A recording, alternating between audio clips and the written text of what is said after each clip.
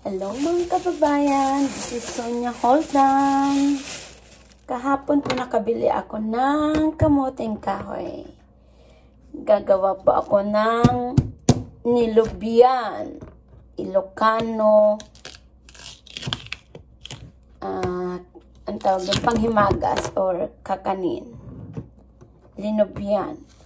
Ito po ay tawag doon, pakuluan ko lang siya hanggang lumambot. Kung sa Ilocano, sasabihin namin na nilingtan na kahoy. Ito guys. Excuse me. Nilubian ni Aling Sonia. Pero mas masarap siguro kung ang kahoy ay ang kasaba ay kulay yellow. Sa atin kasi usually may mga tanim din naman kami Yan, maganda siya guys. Gagawa tayo ng nilubian or sa Tagalog ay nilupak tawag nila. Tapos gagawin ko lang, papakuluan ko lang siya hanggang sa maluto. And next step is hintayin nyo na lang guys kung ano ang magiging next step. Yan siya. Buti na lang nakabili ako ng magandang punong kahoy. Ano ba yan? So, maganda talaga siya. Hindi siya sira kasi talaga pina-open ko talaga siya sa shop. Sabi ko, pwedeng pabuksan. Kasi ginawa yun dati ng may-ari ng shop sa akin Kung tinanong sa akin noon kung gusto ko siyang buksan. And guys, guess what? Kapag hindi mo gagawin yun, pag uwi mo, tapos sira pala, ay, ang sakit! Pati sa bulsa, masakit siya, guys. Kasi, hindi naman siya mura. So, guys, gagawa tayo ngayon ng nilubian. Sana maalala ko pa kung paano gagawin yung nilubian na yan. And then, I was lucky dahil meron akong kaibigan na nagregalo sa akin ng pang lubi-lubi. Ilocano po tayo mga kaibigan. Kaya, yun, pang nilubi-lubi. Ang nilubian ni Aling Sonia. So guys, so, sana, ano to? Matigas na ba to? Hindi pa. Yan, Uy! Uy! Talaga.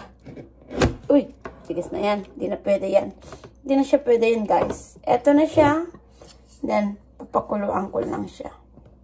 Yan. Guys, eto po siya. It's from my friends. A birthday gift. And then, eto na yung nalutong kasaba. And then, what I'm gonna do now is, kailangan ko na siyang ilubi-lubi. Tawag nun, lalagay ko siya dito. Yan siya guys. Lalagay ko na siya dyan.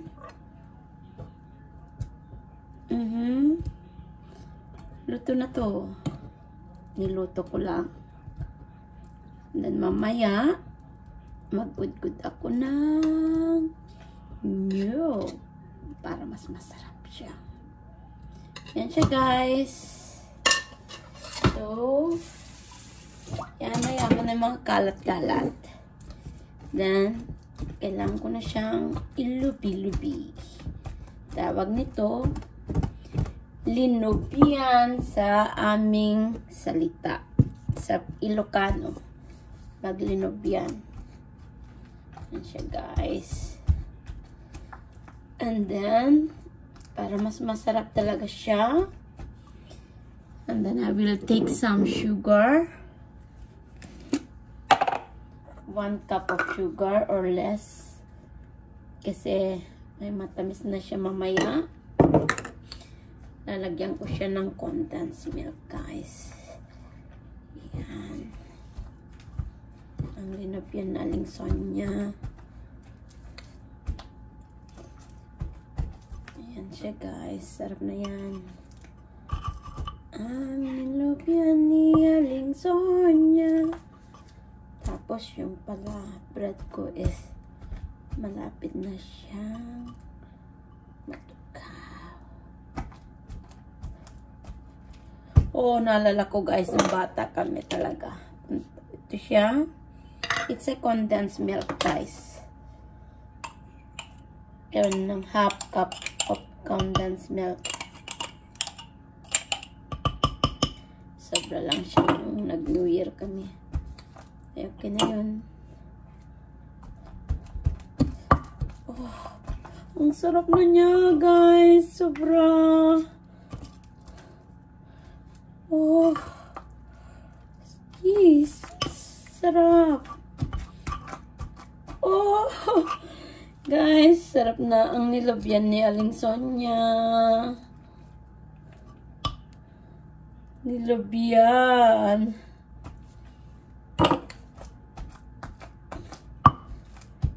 Mga Ilocano dyan na nakakaalala ng nilobyan.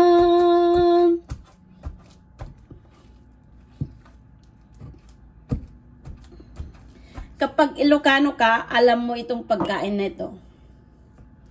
Ito yung tinatawag naming nilobyan or sa Tagalog, nilupak.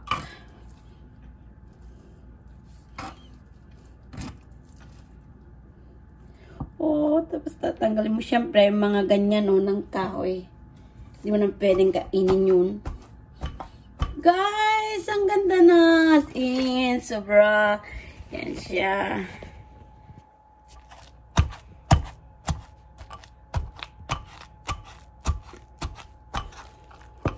Sobra, guys. Ang sobrap na siguro nito. As in, ang nilobyan ni Alingsonia. Ganyan siya, guys. Sobra.